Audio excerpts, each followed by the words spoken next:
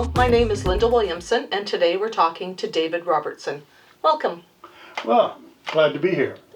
Can you tell us a little bit about yourself? I grew up mostly in southern Ontario, and that's also where the bulk of my education was. And from there, I've lived in multiple locations, both in Ontario, but also elsewhere, in Nicaragua, for example, for 4 years. After I had retired, I decided there would be one place that I would live for the rest of my life, and only one place, so it was a serious decision. It was going to be Newfoundland or the Rocky Mountains or Northern Ontario, and I decided Northern Ontario with a view of Lake Superior.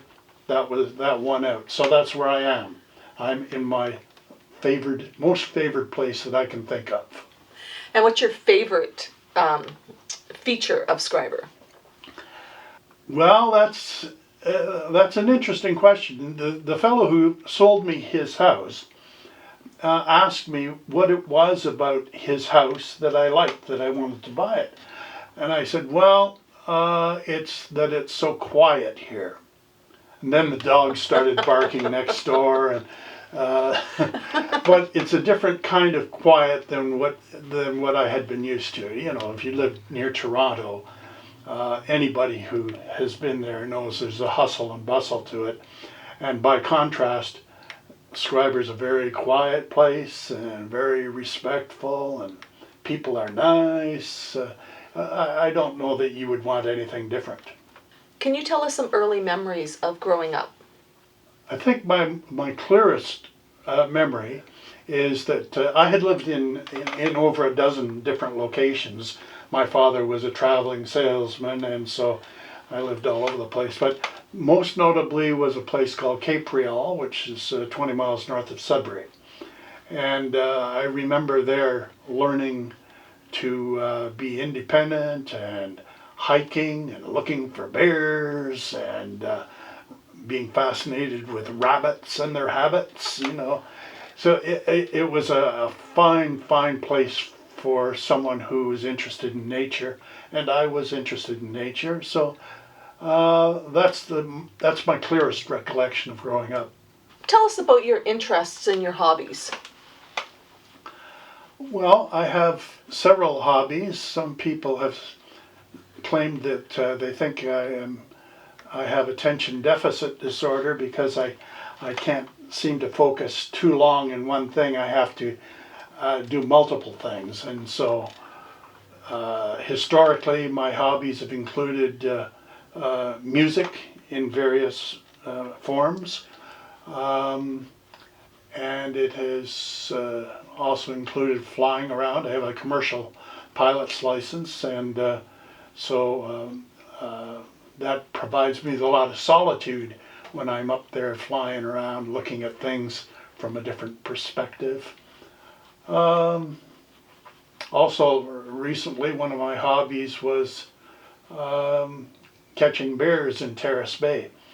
When there would be a bear complaint, you know, then I would be called. I was an agent for the Ontario Ministry for Natural Resources, and my job was to catch these bears and take them away and release them, you know, some distance away. And I did that for about 4 years. And I liked the solitude of just me and the bears. Any interesting stories? Yes, some that I wouldn't want to have recorded, but certainly what I would consider some close calls when it comes to interacting with some of these bears. But in general, though, they're very shy creatures, and they just want to be left alone to do bear stuff. Besides doing that in the summer, what else do you do? Well, that's a nice question. Sometimes I sit down at a computer and write.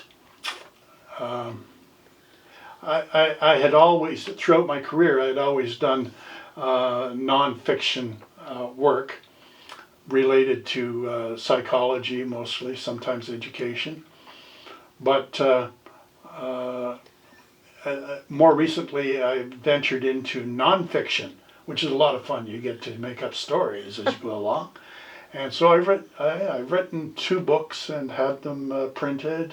Can you show them to us? Yeah, sure. Okay, buy this. This is called Wiley in Black. And this one is Dreams of Rescue. So they're And works of fiction. There's no truth to them. They're just a story that you created. yeah, that's right. They are works of fiction from which I have drawn my own experiences from the past and inserted them into these stories. So although it's fiction, there's an element of nonfiction to them. Okay. And if somebody wanted to purchase a copy, where would they get them? Well, they're out of print right now.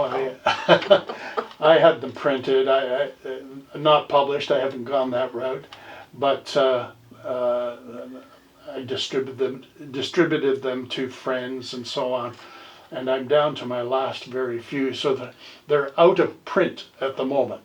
But I'm thinking about revisiting some of that work and maybe exploring to see if they're publishable.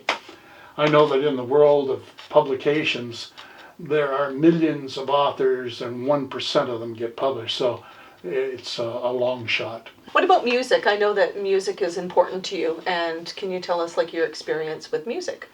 Yes, since I was a teenager, I would take the bus to go to downtown Toronto to the Royal Conservatory of Music of Toronto and take singing lessons. And I've had some neat singing teachers over the years, over about 4 decades, different teachers. And I've learned so much from them. I'm forever grateful about what I learned about singing. I've done recitals and concerts in various locations at various times.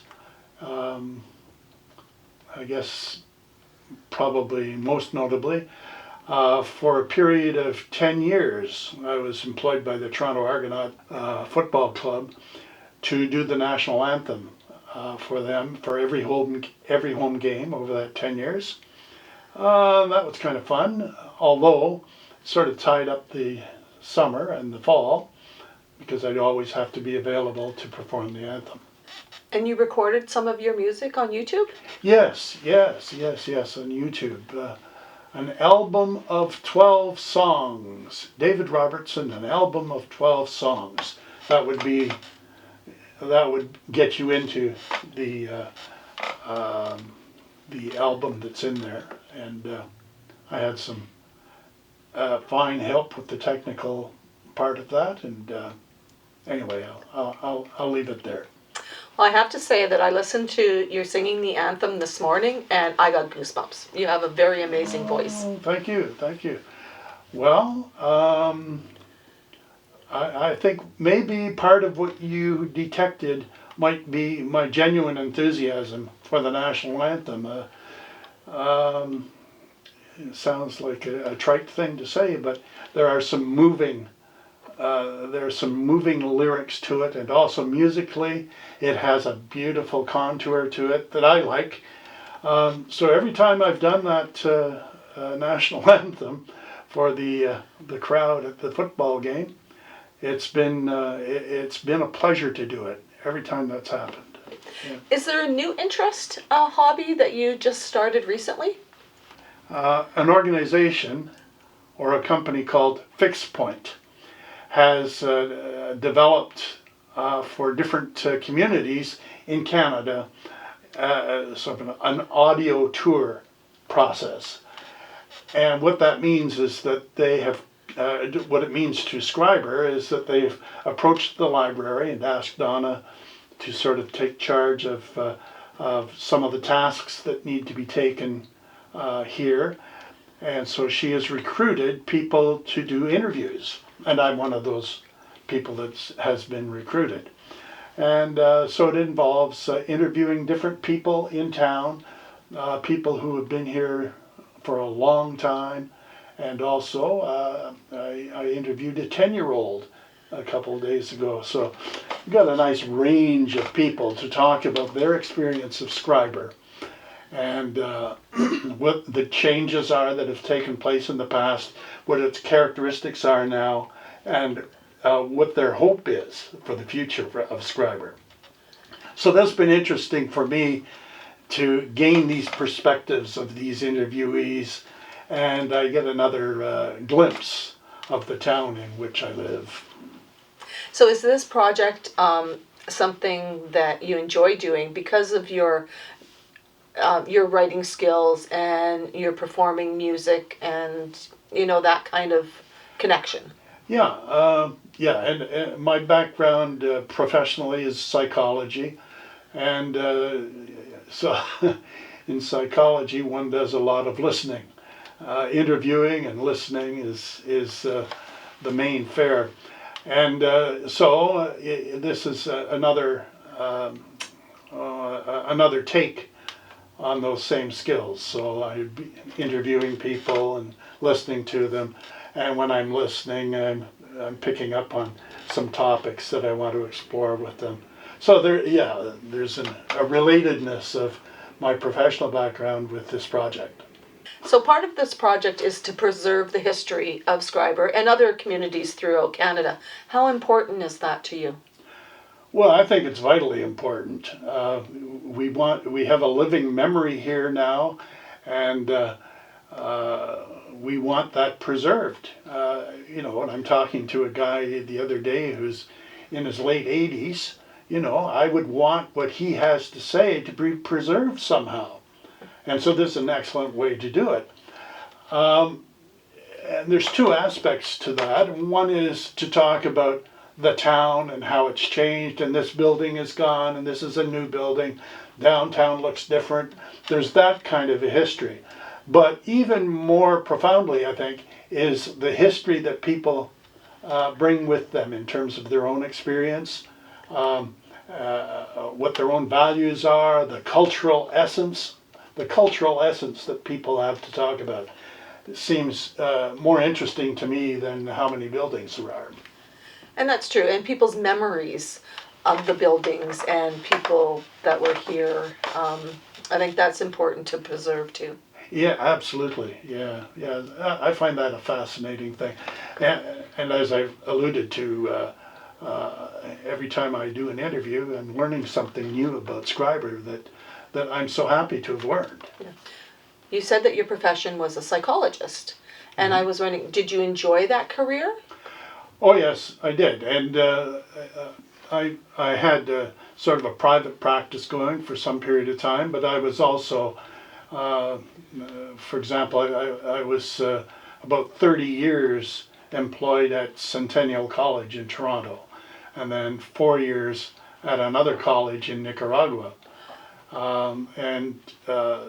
So in that context, I was interviewing people regularly and helping them with mental health issues, mental health and other issues. The mental health aspect is something I've got a renewed interest in because of the effects of this COVID pandemic, and knowing that people's lifestyles have changed dramatically. People staying indoors, not so social as they were. All those are some significant shifts for people, and some take to it easily, but most, I think, have challenges dealing with that change of social way of social interacting, and because it's not who we are as humans. Right, we don't do that easily. Right. What was your interest in becoming a psychologist? Well, I had always had a curiosity about why people do what they do and how it is that people function in the normal course of events. And I've also been very curious about my own motivations about things, and why I would do what I do, why I would think the way I think. and so trying to decide who I was as a human being was part of this curiosity. But it extended to family as well, and being curious about how family had developed, and with all the cousins that I've had, and uncles and so on. Some of them are real characters. It's always been interesting for me to sit back and wonder why this guy was the way he was, and why this guy was a drunk, and why this other one went in this direction or that direction. So I would say an intense curiosity is what has propelled me. Have things changed in the job sector, in your profession? Well, I haven't been employed, so to speak. I've been retired since for the duration of COVID. But what I can see is that from my colleagues and people that I know from the past, is that their jobs have changed dramatically.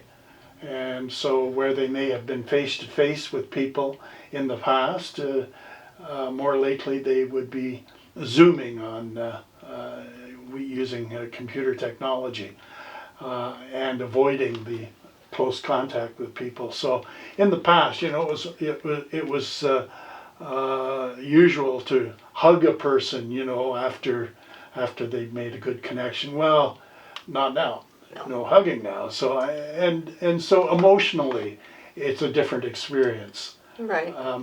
Anyway, that's what I'm picking up from my friends and colleagues who are still trying to be helpful to others, but without the close contact. So what are your thoughts of living in Scriber, and what do you think the future of the town? Well, I've been sitting around coffee shops quite a bit here, and I hear two different perspectives continually. One perspective is, oh, we're too small and we're going to die as a community, and we need to have more of this, more of that, more population, and we have to become bigger. And that's the one perspective. The other perspective is, hey, the reason I moved here is because it is the way it is. It is small, so keep those people out of here. We'd like to preserve the character of the place, and growth is not what we need. What we need is more quality, I think, or more quality initiatives and so on. But growth is not something that we need. And I come down on that part. I say I don't think we need a bigger Scriber. You know, Scriber is the way it is, and that's why I moved here. So don't change it. Yeah, right. So do you feel that the town will stay the same as it is, or if we will develop more? Well, there's always been talk about a mine. Maybe there's going to be a mine opening up, and if so, there's going to be a boom in the population, value of houses, and so on. There's been that chatter for as long as I've been here, so I don't know how close we are to seeing that happen. So I believe that we're probably looking at a status quo, that the population here will probably remain relatively, maybe it'll increase a little bit, but not too much. I know that the cost of housing is a concern among people, and that the more people who want to move to Scriber, then the values go up. But and that there may be a portion of the population outside Scriber that would like to move here because they see the same values as what I saw. So there may be more incoming population involved from the big city, or people who are retired and so on. But all that is guesswork, and that's grist for the mill when you're drinking coffee. What is going on in the world right now that bothers you? That's a nice question. What bothers me most about in the world is the failure to communicate, the failure to appreciate. You know, the racism that not only pervades Canadian culture, but is a world problem. Distrust of other people. And we've become too small as a world right now to be able to bear that kind of a burden. We have communication that it's instant with any part of the world. And if we are worlds apart when we communicate, then that spells trouble. Mm-hmm. I believe that the lack of real communication or appreciation of each other's differences is central to our problems. Do you have any final words? Probably my most final word would have to do with appreciating the people in this community. They have not disappointed. I've been here for a number of years and wondered how long is that going to last, hoping that it would last forever, and there's no reason to believe that it won't. Thank you very much for spending your time with us, David, and again, welcome to our community. My pleasure. Thank you for watching.